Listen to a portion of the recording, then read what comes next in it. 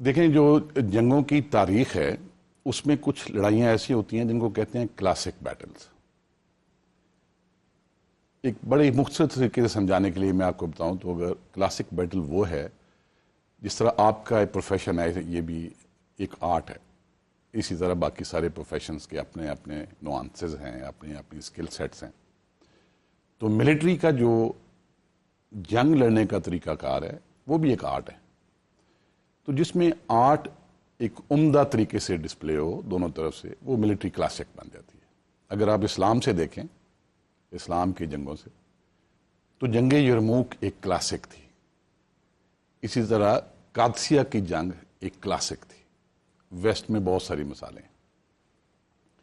پھر کچھ جنگیں ایسی ہوتی ہیں وہ کتنے دن چلتی ہیں، کتنا اس میں نقصان ہوتا ہے، اس سے کوئی فرق نہیں پڑتا، لیکن وہ جنگیں کہلاتی ہیں کانسیکوینشل اینڈ ڈیفائننگ.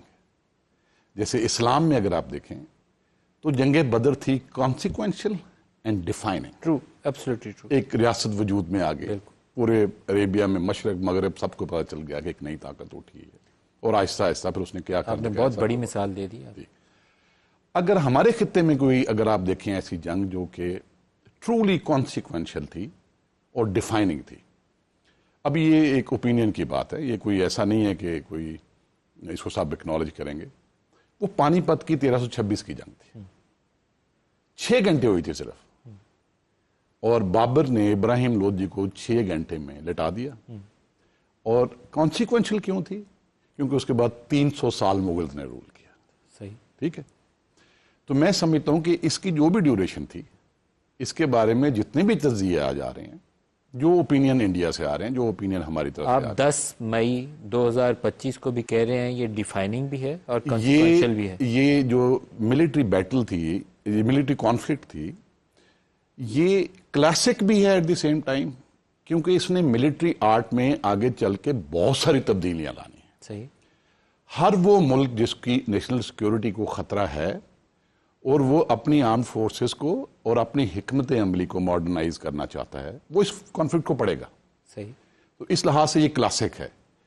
اور ڈیفائننگ اس لیے ہے کہ یہ اس خطے میں اگر آگے چل کے دونوں ملکوں کے عوام اور قائدین اس سے صحیح سبق سیکھ گئے تو اس خطے کا مستقبل یہ تبدیل کر دے گی. اور کانسیکوینشل اس لیے کہ اس نے دیکھیں ہر نیشن سٹیٹ کی ایک پرسنالٹی ہوتی ہے، ہر نیشن سٹیٹ کا ایک کنڈکٹ ہوتا ہے.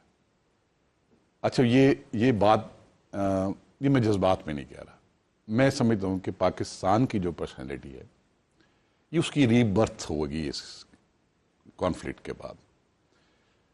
جو پاکستان کو بہت غور سے دیکھتے ہیں انہوں نے جب بھی لکھا ہے تو بہت سارے لوگوں نے، ویسے میں بھی نام شام نہیں کوٹ کرنا چاہتا، ان کا ایک اوپینین ضرور ہے کہ پاکستان کا ایک پار پوٹینشیل ہے، پاکستان کی ایک جیو اسٹریٹجک لوکیشن ہے، پاکستان کی آرم فورس نیوکلیر ویپن ہے.